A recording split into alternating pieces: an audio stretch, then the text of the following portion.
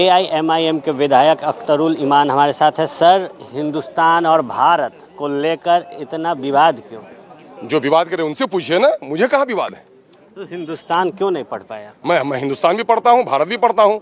भारत का जो आइन असेंबली की तरफ से जो भारत के आइन की कॉपियाँ उर्दू में फराहम कराई गई हैं, उसमें साफ भारत लिखा हुआ है, हिंदुस्तान कहीं भी लिखा हुआ नहीं, उर्दू की कॉपी में, और इंग्लिश की कॉपी में इंडिया लिखा हुआ है। चूँकि मैं संवैधानिक पद पर शपथ ले रहा हूँ और ईमानदारी के साथ काम करने का अहद कर रहा हूँ, तो मैंने ये जिम्मेदारी समझी कि लिपिकीय भूल भी हो सकती है, मैं मशवरा कर लूँ आसन से। चूँकि सदन में चेयर से बढ़कर, हमारे स्पीकर के चेयर से बढ़कर कोई ज्ञानी नहीं है।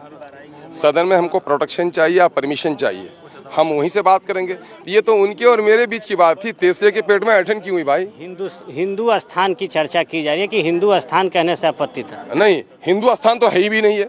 हिंदुस्तान हिंदुस्तान है, हिंदू स्थान नहीं है। ये कुछ लोग मोड़कर उधर ही ले जाना चाह रहे हैं। उनके नापाक इरादों को हम कभी कामयाब होने नहीं देंगे। हिंदुस्तान से कोई एतराज नहीं है, हिंदू स्थान नहीं है ये। AIM के जो 5 विधायक जीते हैं, उसके बाद अब लव जिहाद को लेकर जो चर्चा है वो तेज हो गई है कि उसके लिए कानून लाना चाहिए। क्या हिंदुस्तान के 5 विधायक लव करने वाले लोग आ गए हैं? किसी की बेटी से लव किया क्या जो किसी को परेशानी है? मामला ये है कि लव जिहाद का चर्चा करने वाले हम 5 नहीं जीत के आए, हम 6 जीत के आए हैं। ग्रांड डेमोक्रेटिक सेकुलर फ्रंट के हम 6 लोग जीत करके आए हैं, है ना। और मामला ये है कि इस वक्त रोम जल रहा था और नेरो बांसुरी बजा रहा था। आज गुलनाज की रूह तड़प रही है कब्र में, जलाई गई वो बेटी, उसके इंसाफ के लिए जबान किसी की नहीं खुलती। और लव जिहाद कह करके मीडिया को बहकाने और भटकाने का काम और लोगों की तवज्जो को भटकाने का काम ये लोग कर रहे हैं। जो लफ्ज़ों में बारूद भरते हैं, ऐसे लोगों के लफ्ज़ों का ज़्यादा तज़किरा मत कीजिए, बल्कि उन्हें छोड़ दीजिए नफ़रत की सौदागरी करने पर। हम मोहब्बत और इंसाफ की बात करते हैं। जो बातें गिरिराज सिंह कह रहे हैं, क्या लगता है कि लव जिहाद पे कानून आना चाहिए? जब आएगा तो देखा जाएगा। अगर कोई गलत तौर पर किसी औरत के साथ सेक्सुअली उसको हरास कर रहा है तो उसके खिलाफ तो कानून पहले से भी बना हुआ है ना। अब वो जाने, वो डिफाइन करेंगे कि लव क्या है, लव जिहाद क्या है, इंटरकास्ट मैरिज क्या है जिसके लिए सरकार प्रोत्साहन करती है, वो उसको डिफाइन करेंगे, तब ने देखा जाएगा। ये वैसे गली कुचे की बात का जवाब देना जरूरी नहीं। अच्छा, 6 विधायक आपके हैं, किस तरह होंगे आप, विपक्ष या सत्ता?